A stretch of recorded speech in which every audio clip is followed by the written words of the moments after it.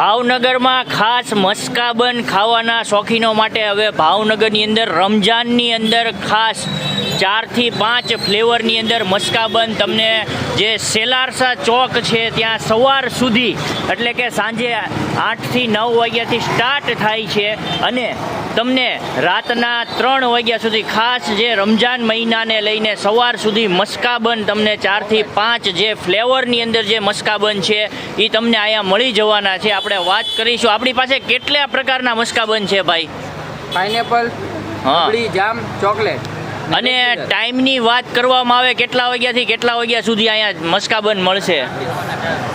8 થી સવારના 4 વાગ્યા લગી. અને ભાવની વાત કરવામાં આવે કેટલા રૂપિયા છે?